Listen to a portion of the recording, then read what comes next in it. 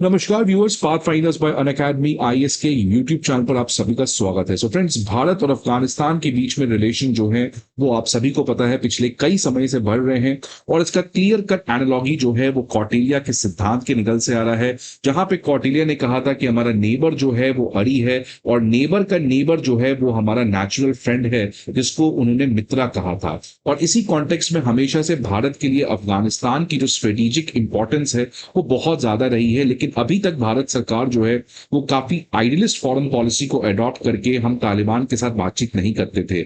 लेकिन अब भारत सरकार जो है वो प्रैग्मेटिकली अपने फॉरेन पॉलिसी को शिफ्ट करते हुए अफगान तालिबान के साथ रिलेशंस को काफी एक्सपोनेंशियली बढ़ा रही है। आपको पता है इस साल ऑलरेडी भारत के फॉरेन मिनिस्टर एस जयशंकर जी अफगानिस्तान के फॉरेन मिनिस्टर के साथ दुबई में ये लोग मिले थे। लेकिन अब एक बहुत ही बड़ी खबर यहाँ पे आते नजर आ रही है कि अफगान के फॉरेन मिनिस्टर अमीर मुताकी जो है वो पहली बार भारत आने जा रहे हैं। ये अभी तक का सबसे सीनियर लेवल तालिबान विजिट होने जा रहा है जब से तालिबान जो है वो अफगानिस्तान को टेक ओवर की है इन 2021। फ्रेंड्स, इस पर्टिकुलर विजिट के बाद एक बात तो क्लियर है कि अफगानिस्तान जो है वो सीरियसली भारत के साथ अपने रिलेशंस को बनाना चाह रही है।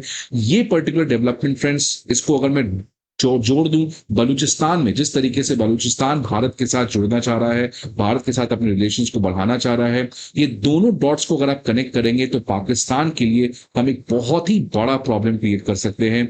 और ये पाकिस्तान को भी पता है, इसलिए पाकिस्तान भी बहुत कुछ करना चाह रहा है, जिसके बारे में आज इस सेशन में हम लोग बात करेंगे। बट पहले न्यूज देखिए क्या है फ्रेंड्स, की तालिबान के जो फॉरेन मिनिस्टर है अमीर खान मुटाकी, ये अगले महीने भारत आ सकते हैं। दोनों जो है अभी डेट्स के ऊपर नेगोशिएशन चल रहा है between the Indian side and the Afghan Taliban side. लेकिन प्रोबेबली अगले महीने अमीर खान मुताकी की इंडिया विजिट प्रोबेबली हो सकती है।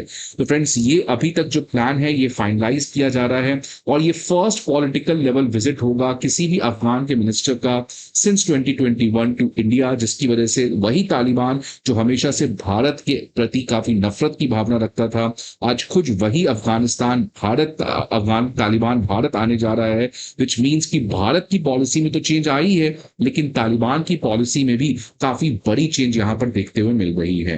देख सकते हैं फ्रेंड्स कि अगले महीने ये पर्टिकुलर मीटिंग होने जा रहा है। डेट्स अभी तक फाइनलाइज नहीं किया गया है। अगर आमिर खान मुटाकी और भारत की जो डेलीगेशन दोनों के बीच में जो बातचीत हो रही है और अगर डेट्स को फाइनलाइज कर लिया जाता है, उसके बाद न्यू दिल्ली जो है वो ऑफिशियली यूएनएससी के अप्रोच करेगा। यूएनएससी में इसलिए अप्रोच करने की जरूरत है फ्रेंड्स बिकॉज इस समय यूएनएससी जो है वो सैंक्शंस लगा रखा है तालिबान लीडर के ऊपर, और इन सैंक्शंस की वजह से तालिबान के लीडर्स जो है वो किसी दूसरे कंट्री में नहीं जा सकते हैं। ये यूएनएससी के सैंक्शंस का वायलेशन होगा, इसलिए न्यू दिल्ली को सैंक्शंस में वेवर लेना पड़ेगा। लेकिन वो तभी होगा जब डेट्स इन दोनों के बीच में फाइनलाइज हो सके। तो देख सकते हैं फ्रेंड्स, भारत ने already UNSC travel ban waiver के लिए अप्लाई कर दिया है। इसी वीक ये खबर आई थी जहां पर फॉरेन मिनिस्टर जो है वो प्रोबेबली अगले महीने या इस वीक भी वो इंडिया विजिट कर सकते हैं। आप देखेंगे फ्रेंड्स, न्यूज क्या रहा है, new Delhi has completed all the logistical and diplomatic preparations for the Afghan foreign minister visit, said a source with the government of India. We are now awaiting a decision from the UNSC's travel committee. Once that is granted, the exact dates will be finalized. So friends, already Bharat सरकार ने sanctions waiver के लिए apply कर दिया है।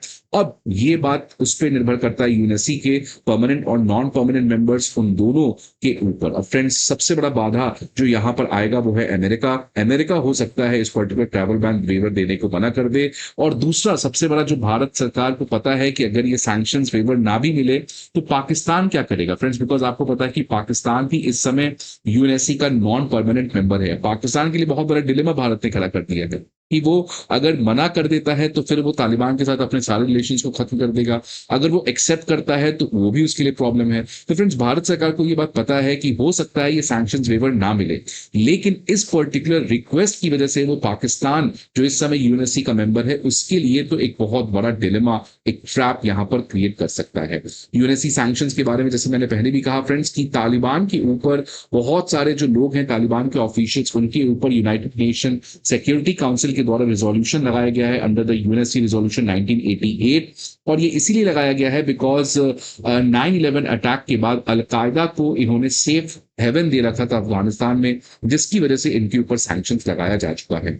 Friends, Bharat जो है वो अब ऑफिशियली तालिबान के साथ हर एक इंटरनेशनल स्टेज पे खड़े होते नजर आ रही है।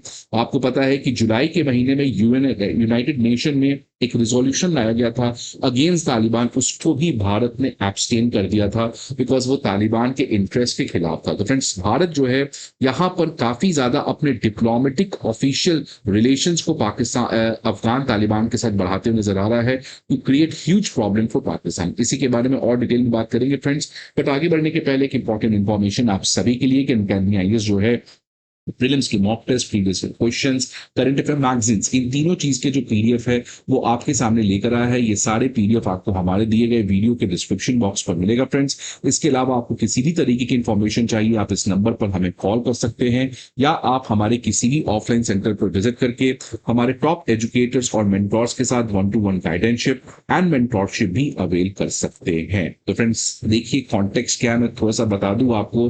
आपको पता है कि वांग ही भारत आए थे और वांग ही भारत आने के बाद वो अफगानिस्तान गए, अफगानिस्तान के बाद वो पाकिस्तान गए, और वांग ही जो है वो किसी तरीके से पाकिस्तान और तालिबान का जो रिलेशन खराब हुआ है उसको ठीक करने का प्रयास कर रहे हैं, बिकॉज चाइना के हमेशा से इंटरेस्ट में है कि कैसे वो एक ट्राइलैटरल एक्सिस यहाँ पे भारत के अगेंस्ट बना सके। लेकिन क्योंकि तालिबान और पाकिस्तान के रिलेशंस डिटोरिएट कर रहे थे, इसलिए चाइना काफी ज्यादा फोर्स कर रहा है कि दोनों को कैसे एक साथ लाया जा सके। और इसी कॉन्टेक्स्ट पे friends, Chinese Pakistan economic corridor को भी एक्सटेंड करने की बात चाइना के फॉरेन मिनिस्टर वांग ही ने किया था कि कैसे हम अफगानिस्तान को भी इस सीपेक के साथ जोड़ सके। इसके बाद पहलवान इंडिया का एक स्ट्रॉन्ग रिएक्शन आया, पहले भी आया था जब सीपेक की बात हो रही थी, इस बार भी आया कि सीपेक एक्सपेंशन जो है ये अनएक्सेप्टेबल है और इसलिए अफगान तालिबान को इस चीज से बचना चाहिए, बिकॉज ये भारत के सॉवरेनिटी के साथ बिल्कुल ही खिलवाड़ है। अब जिस तरीके का फ्रेंड्स चाइना ने बलूचिस्तान में किया है, आप देखेंगे कि बलूचिस्तान के लोग कितना ज्यादा आज चाइना से खफा हो। ये सेम बात तालिबान को भी पता है कि तालिबान को भी पता है कि अगर चाइना को एक्सेस दिया जाए तो चाइना वहां के कल्चर, वहां के सोसाइटी, वहां के पीस, स्टेबिलिटी, उन सब के ऊपर खतरा पहुंचा सकता है, because the best example is Balochistan, और बलूचिस्तान के ऊपर ही अफगानिस्तान भी है।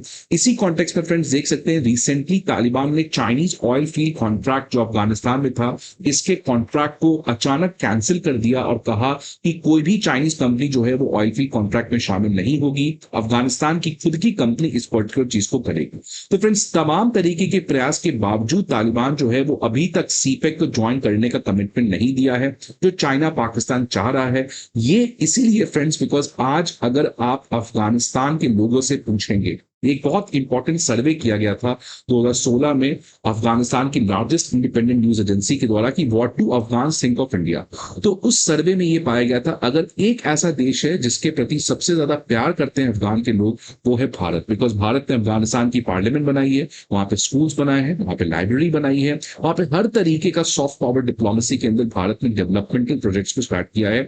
इसलिए तालिबान अगर चाहे या ना चाहे वो भारत के साथ रिलेशंस को खराब नहीं कर सकता है, because at the end the normal Afghanistan के लोग हैं, उनका आज एक सॉफ्ट कॉर्नर में भारत बसता।